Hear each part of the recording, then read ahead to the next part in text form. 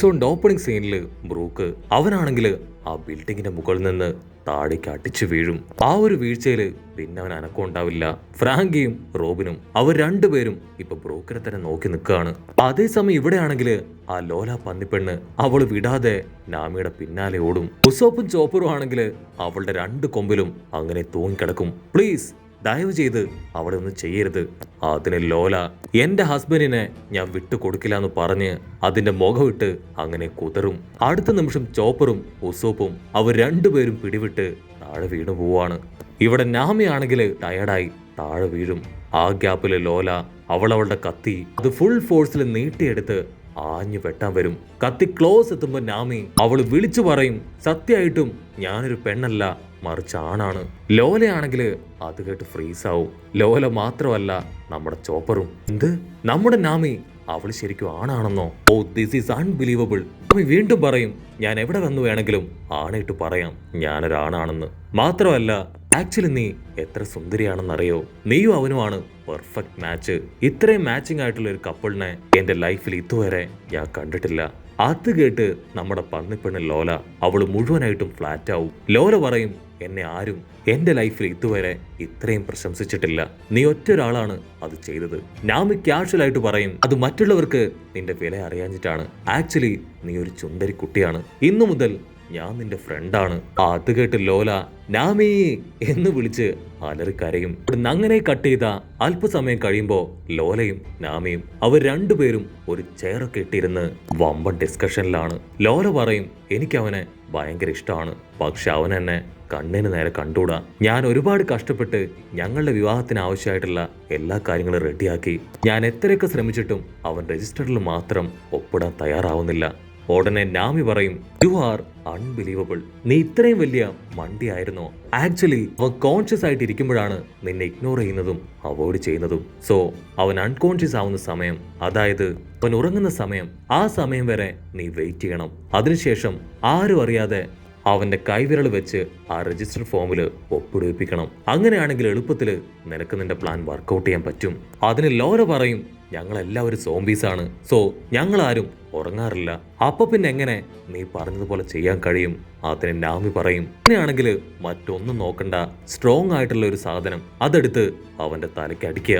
അവൻ ബോധം കെട്ട് വീഴുന്ന ഗ്യാപ്പില് നീ പണി പറ്റിച്ചാ മതി.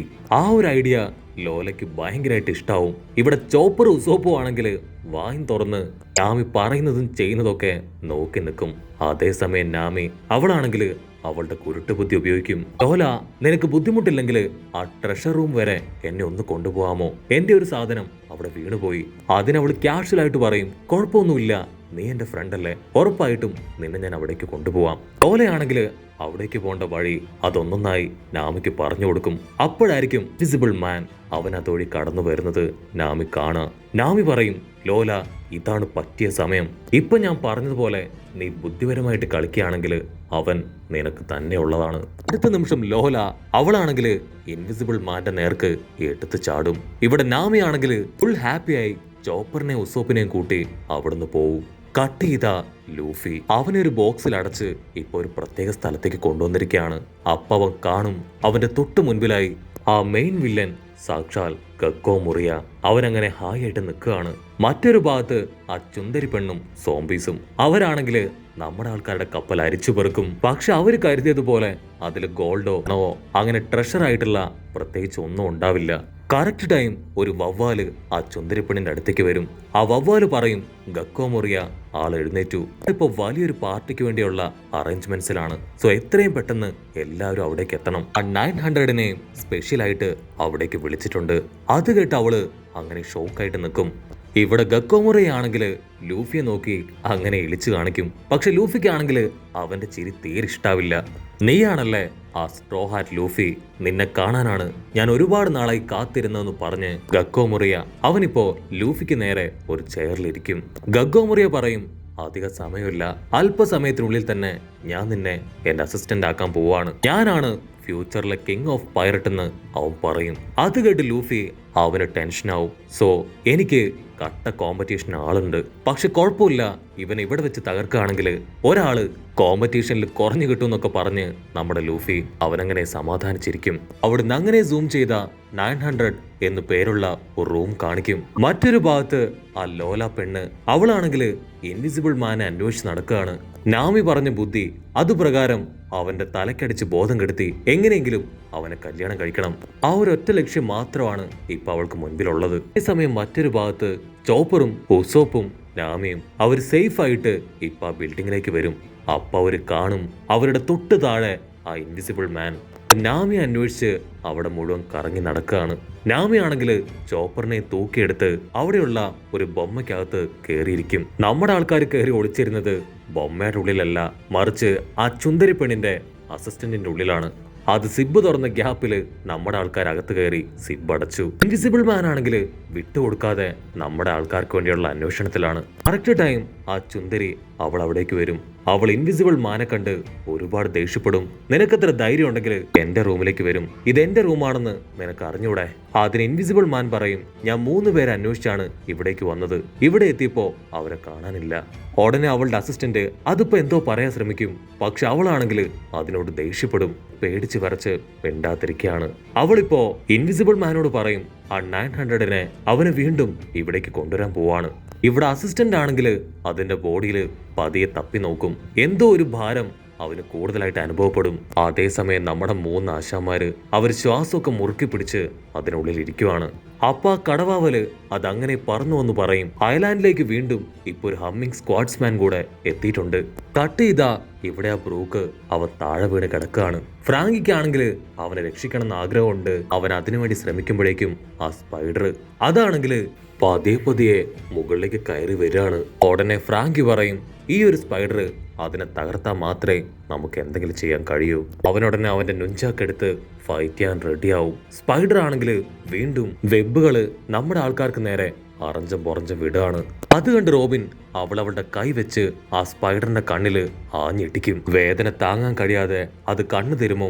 അപ്പൊ കയ്യിലുണ്ടായിരുന്ന ഗമ്മ് അത് അതിന്റെ തന്നെ കണ്ണിലേക്ക് ഒട്ടിപ്പോവാണ്. ഫ്രാങ്കിക്കാണെങ്കിൽ ഭയങ്കര സന്തോഷാവും. Robin, thank you so much, ഇനി ഇവന്റെ കാര്യം അത് ഞാൻ നോക്കിക്കോളാന്ന് പറഞ്ഞ് അവൻ 2 പില്ലറ് അത് ഇളക്കിയെടുക്കും. ഫ്രാങ്കി അവന്റെ നുഞ്ചാക്കില് ആ പില്ലേഴ്സ് കണക്ട് ചെയ്യും. അതിനുശേഷം അത് കറക്കി ആ സ്പൈഡറിന്റെ തലയ്ക്ക് തന്നെ ആഞ്ഞൊരടി.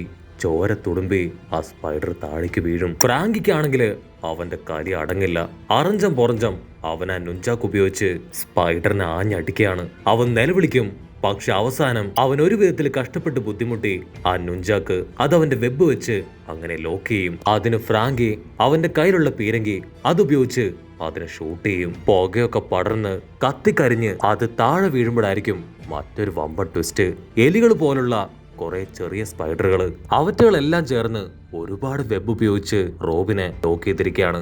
ഫ്രാങ്കി ആണെങ്കിൽ റോബിനെ നോക്കി നിൽക്കുന്ന സമയത്ത് ആ വലിയ സ്പൈഡർ അത് വീണ്ടും ഇപ്പൊ ഫ്രാങ്കി അറ്റാക്ക് ചെയ്യാണ്. ആ വലിയ സ്പൈഡർ പറയും, അവറ്റകൾ മുഴുവൻ എന്റെ സബോർഡിനേറ്റ്സ് ആണ്. 500-ലധികം സബോർഡിനേറ്റ്സ് എനിക്ക് ഈ മാൻഷനിലുണ്ട്.